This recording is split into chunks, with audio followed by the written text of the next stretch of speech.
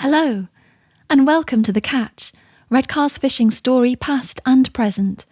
I'm Carmen Marcus, author, poet, fisherman's daughter, and Redcar lass. In this podcast, you'll hear from the Redcar fishermen just how important the baithouses were to the fishing community. They were where everyone came to make nets, share stories, and most importantly, learn every skill needed from baiting the lines to knowing the landmarks to bring you home.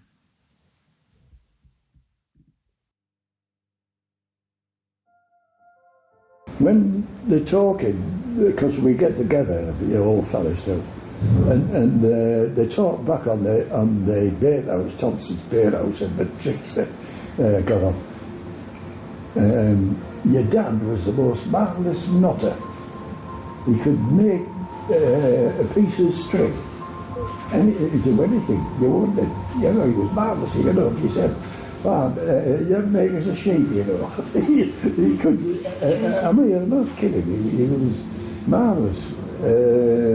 At the end, when we were tidying the baithouse up, before we were finished, and things, they got a bit of string out Jimmy and go on and make. So I remember he made a barrel. You know, how would you start to knit, how to make a knot that looked like a barrel? But he did. You know, with staves and everything, you know, like absolutely marvellous. I don't think we'll ever see them times again. No. So the baithouse was out the back, that was the laughs, the chatter that went on in them was... That's how I think as a lad, if you wanted to go fishing, where you learn stuff from the old timers. We had quite a few happy days in them days, like. I used to dodge school quite a lot, and I used to end up in Thompson's baithouse. I was in there one day, and Marky said, "Hey, school Bob is coming along with back alley on his back, get in the back of the baithouse." He said, "I'll come and get you when he's gone." I can remember stood next to your dad when there would be a massive tray of mussels, and he would say, "Try that one, son," because I would only be 12, 13 year old.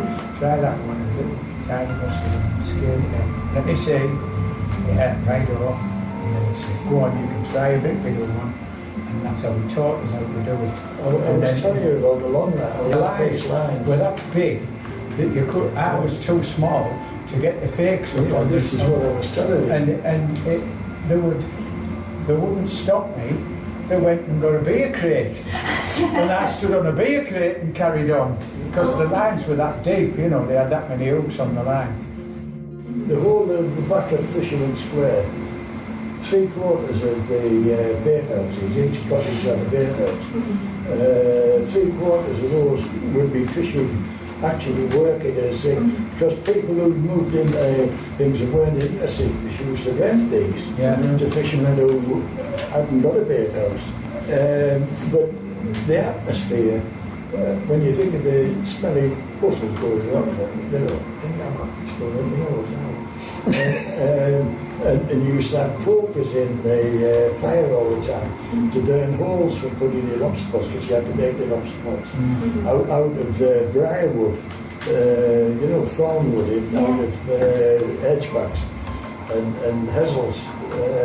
It was another world. It was marvellous. Everything's different now. Yeah, it was marvellous then.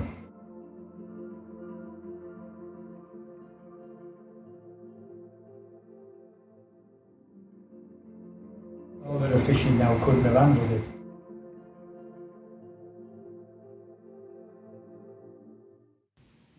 Thank you for listening to the Baithouses, the laughs and the chatter. You heard the voices of Jack Kenyon, Dave Phillipson, Barry Preston, Ray Preston, Rodney Thompson, Tony Young and Paul White, all men who've fished Redcar's coast. If you enjoyed hearing about the baithouses, then listen to the Fishing Summer Extra next, where you will hear all about the incredible fishermen and their ability to read rough waters. This episode was recorded at the Redcar Palace. This series of podcasts was created as part of the Catch, Redcar, to celebrate the story of a fishing town through image and sound. The project is a collaboration between me, Carmen Marcus, and Kev Howard, photographer, created on behalf of the Redcar Palace and supported by Arts Council Cultural Recovery Fund.